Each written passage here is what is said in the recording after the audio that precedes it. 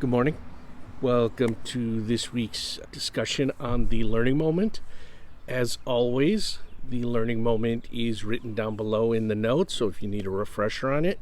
But in this week's session, Elsa gets a little bit of a surprise from Mala. As always, I would love to hear your comments, how you would approach this and what you think of what I interpret it as.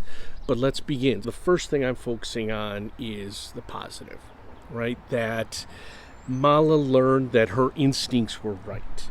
And that's a very positive thing, right? We want to give Mala that confidence that, hey, what you thought was right, and you should go with that more often. But second, Elsa really needs to review the process of receiving feedback. Mala thought feedback was a requirement, right? You said this, I have to do it. Instead of understanding that feedback is simply someone giving you an option, and you have the choice whether to accept it or not. Now, the key to that always is, if you're not going to accept it, have you really thought it through? Have you listened to it? Have you got a good reason for not doing it? Those people giving you feedback, maybe they have a different opinion. Maybe they don't know the people you're dealing with. Maybe they're not fully informed on the situation, everything that's happened, right? They're giving you feedback based on a very small chunk. So it's up to you to use your vast knowledge and say, okay, that's good or that's bad.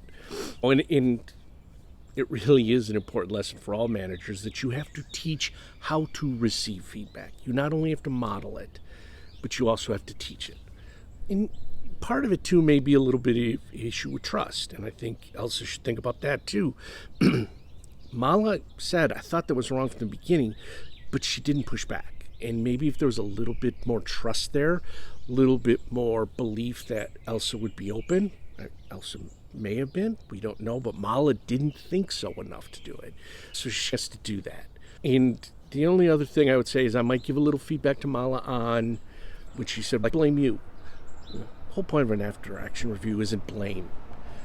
The point of that after-action review is the discussion. What did we learn? What will we do differently next time? What went well? What do we want to repeat?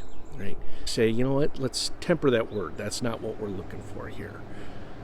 So again, this is a nice little learning moment for Elsa and for us. In the comments, let me know what you think, because I'd love to hear your thoughts.